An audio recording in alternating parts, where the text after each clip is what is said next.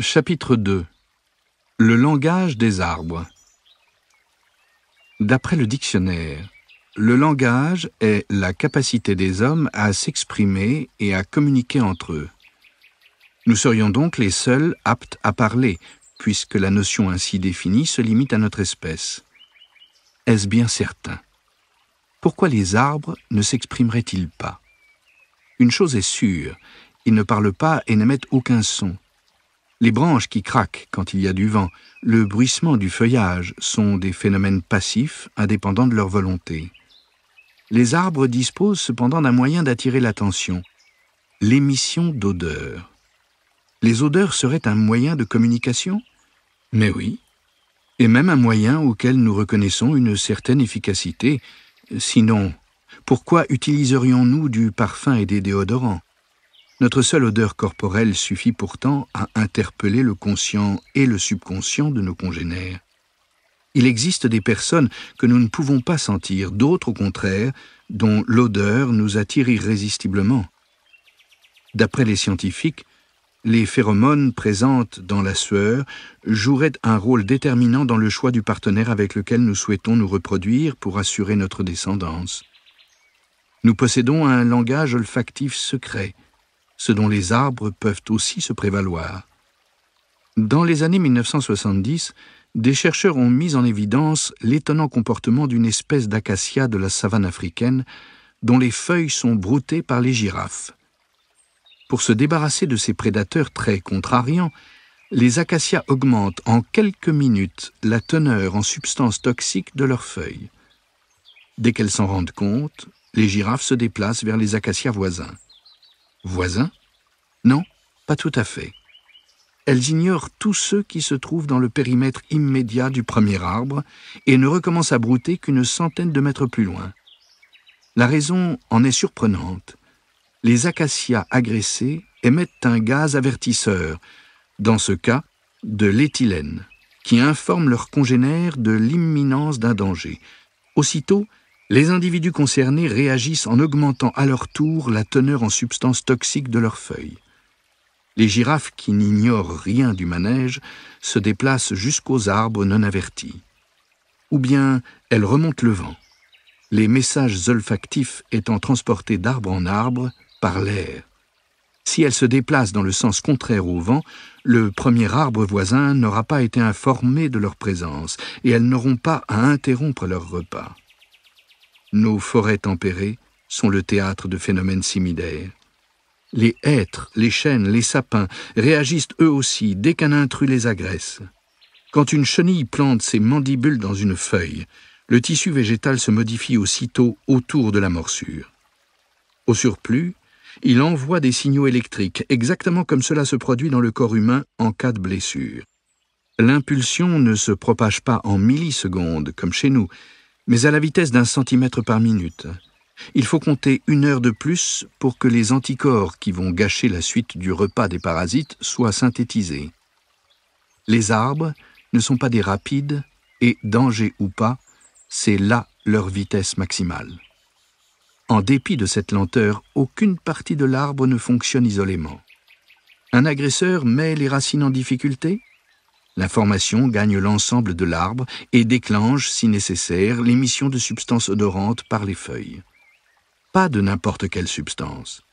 L'arbre les fabrique sur mesure en fonction de l'objectif à atteindre. Cette aptitude à réagir de façon ciblée l'aide à juguler l'attaque en quelques jours.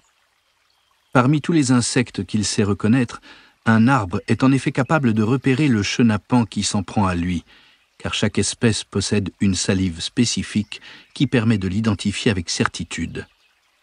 Le système fonctionne si bien que des substances attirantes peuvent être émises pour ameuter des prédateurs spécialistes de l'espèce qui vont se faire une joie de prêter main forte aux arbres en dévorant les parasites. Les ormes et les pins font ainsi appel à des petites guêpes qui pondent leurs œufs dans le corps des chenilles qui les envahissent. Les larves de guêpes y éclosent à l'abri puis se développent en dévorant petit à petit la grosse chenille de l'intérieur. Il existe des morts plus douces, je le concède, mais c'est à ce prix que l'arbre libéré de ses parasites peut de nouveau croître et embellir. Petite parenthèse. Leur capacité à identifier la salive d'un insecte prouve que les arbres, parmi d'autres spécificités, possèdent également un sens du goût. Les odeurs ont l'inconvénient de se diluer si rapidement dans l'air que leur rayon d'action est souvent inférieur à 100 mètres. Ce défaut est néanmoins contrebalancé par un double champ d'intervention. La diffusion du signal d'alerte au sein de l'arbre étant très lente, utiliser la voie des airs permet à l'arbre de franchir de grandes distances en peu de temps et ainsi de prévenir beaucoup plus vite les parties de son corps éloignées de plusieurs mètres. L'appel à l'offensive antiparasite n'a souvent même pas besoin de cibler une espèce. Le monde animal perçoit tous les signaux chimiques émis par les arbres et sait qu'une attaque est en cours et à quelle espèce appartiennent les agresseurs. Quiconque est friand des petits organismes à l'œuvre se sent irrésistiblement attiré. Les arbres sont toutefois capables de se défendre seuls. Les chênes envoient des tanins amers et toxiques dans leur écorce et leurs feuilles. Si les ravageurs ne sont pas exterminés, au moins cela transforme-t-il la succulente salade en verdure immangeable. Les saules obtiennent le même résultat en fabriquant de la salicyline aux effets tout aussi destructeurs. Chez les insectes, pas chez nous autres humains, où une tisane d'écorce de saule, ancêtre de l'aspirine, atténue au contraire les maux de tête et la fièvre. Ce système de défense prenant du temps à se mettre en place, le bon fonctionnement du réseau d'alerte précoce est déterminant. Les arbres évitent de se reposer sur la seule voie des airs, qui ne garantit pas que tous les voisins aient vent du danger. Ils préfèrent assurer leurs arrières en envoyant aussi leurs messages aux racines qui relient tous les individus entre eux et travaillent avec la même efficacité, qu'il pleuve ou qu'il vente. Les informations sont transmises chimiquement, mais aussi, ce qui est plus surprenant, électriquement, à la vitesse d'1 centimètre par seconde. Comparé à la vitesse de diffusion au sein du corps humain, c'est d'une extrême lenteur. Mais il existe aussi dans le règne animal des espèces comme les méduses ou les vers qui ne sont guère plus rapides. Dès qu'ils ont connaissance de la nouvelle, tous les chênes environnants mettent à leur tour de grandes quantités de tanins en circulation dans leurs vaisseaux. Les racines d'un arbre s'étendent sur une surface qui dépasse de plus du double l'envergure de la couronne. Il en résulte un entrelacement des ramifications souterraines qui crée autant de points de contact et d'échange entre les arbres. Ce n'est pas systématique, car une forêt héberge aussi des solitaires et des individualistes réfractaires à toute idée de collaboration. Suffirait-il qu'une poignée de ronchons refuse de participer pour bloquer la diffusion de l'alerte? Non. Heureusement, car la plupart du temps, des champignons sont appelés à la rescousse pour garantir la continuité de la transmission. Ils fonctionnent sur le même principe qu'Internet par fibre optique. La densité du système de filaments qu'ils développent dans le sol est à peine imaginable.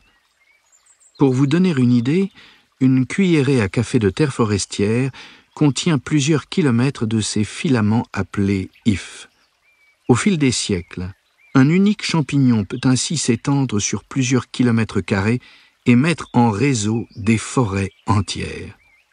En transmettant les signaux d'un arbre à un autre par ses ramifications, il concourt à l'échange d'informations sur les insectes, la sécheresse du sol ou tout autre danger. Aujourd'hui, les scientifiques parlent même de Wood Wide Web pour évoquer l'activité de ce réseau forestier. La recherche sur le type et le volume d'informations échangées est encore embryonnaire. Des contacts entre espèces différentes, alors même qu'elles se considèrent comme concurrentes, ne sont pas exclus. Les champignons ont en effet une stratégie qui leur est propre et ils peuvent être de très efficaces intermédiaires. Les défenses d'un arbre affaiblissent ses mousses, mais sans doute aussi son aptitude à communiquer. Sinon, comment expliquer que les insectes agresseurs ciblent leurs attaques précisément sur les individus fragiles? Il n'est pas inconcevable qu'ils écoutent les arbres, cherchent à capter les signaux chimiques d'alerte et testent d'une morsure dans l'écorce ou une feuille la réactivité des individus silencieux. Parfois, Le mutisme est imputable à une atteinte pathologique grave, mais il peut aussi résulter d'une rupture de l'association avec le réseau de champignons. Coupé de toute information, l'arbre ignore qu'un danger le menace et s'est buffé à volonté pour les chenilles et les coléoptères. Les individualistes mentionnés plus haut sont tout aussi fragiles. Ils présentent certes les signes d'une parfaite santé, mais leur isolement les condamne à l'ignorance. Les arbres ne sont pas les seuls à communiquer ainsi entre eux. Les buissons, les graminées échangent aussi, et probablement toutes les espèces végétales présentes dans la communauté forestière. En revanche, dès que l'on pénètre dans une zone agricole, la végétation devient très silencieuse. La main de l'homme a fait perdre aux plantes cultivées beaucoup de leur aptitude à communiquer par voie souterraine ou aérienne. Quasi muettes et sourdes, elles sont une proie facile pour les insectes. L'utilisation massive de pesticides par l'agriculture moderne trouve là une de ses explications. Les exploitants de terres agricoles gagneraient à s'inspirer du fonctionnement des forêts et à laisser un peu de naturel réinvestir les cultures de céréales et de pommes de terre pour qu'elles recouvrent la parole. Les arbres et les insectes ont d'autres raisons de communiquer que les seules tristes questions d'agression parasitaire et de maladie. Les signaux agréables existent, et vous en avez sûrement déjà perçu, ou plus précisément senti. Je veux parler des messages olfactifs envoyés par les fleurs. Le parfum qu'elles émettent n'est ni fortuit, ni destiné à nous séduire. Les arbres fruitiers, les saules ou les châtaigniers diffusent des messages olfactifs pour attirer l'attention et inviter les abeilles à venir faire le plein chez eux. Le doux nectar que les insectes butinent est la récompense de la pollinisation qu'ils accomplissent à leur insu. La forme et la couleur des fleurs sont elles aussi des signaux destinés à les distinguer de toute la verdure du feuillage, un peu comme des panneaux publicitaires qui indiquent l'entrée d'un restaurant. Nous savons désormais que les arbres communiquent olfactivement, visuellement et électriquement, par l'intermédiaire de sortes de cellules nerveuses situées aux extrémités des racines. Mais qu'en est-il de l'émission de son, donc de l'ouïe et de la parole? Quand j'affirme, au début de ce chapitre, que les arbres n'émettent aucun son, peut-être ne devrais-je pas être aussi péremptoire. Une équipe de chercheurs autour de Monica Gagliano de l'Université d'Australie-Occidentale a entrepris d'écouter le sol. Travailler sur des arbres en laboratoire étant mal commode, ils ont préféré porter leur étude sur des semis de céréales, plus aisés à manipuler. Et de fait, les appareils de mesure ont rapidement enregistré un léger craquement des racines d'une fréquence de 220 Hz. Des racines qui craquent? Est-ce si extraordinaire? Le bois mort aussi craque, ne serait-ce que lorsqu'il brûle. Le bruit constaté en laboratoire avait cependant de quoi interpeller. En effet, les racines des germes non impliqués y réagissaient. Dès qu'elles étaient exposées à un craquement de 220 Hz, les pointes s'orientaient dans la direction du bruit. Cela signifie que les graminées perçoivent cette fréquence, en d'autres mots, qu'elles entendent. Les végétaux échangeraient des informations par ondes sonores. L'idée ouvre de formidables perspectives. Communiquer par ondes sonores, nous savons le faire. Pour le coup, mon imagination s'emballe. Quel bouleversement si nous avions accès à ce que des hêtres, des chênes ou des pins ressentent, si nous pouvions comprendre ce qu'ils disent. Nous n'en sommes malheureusement pas encore là. L'exploration de ce domaine scientifique n'en est qu'à ses balbutiements. Il n'empêche, lors d'une prochaine excursion en forêt, si vous percevez de légers craquements, pas sûr que ce soit le seul fait du vent.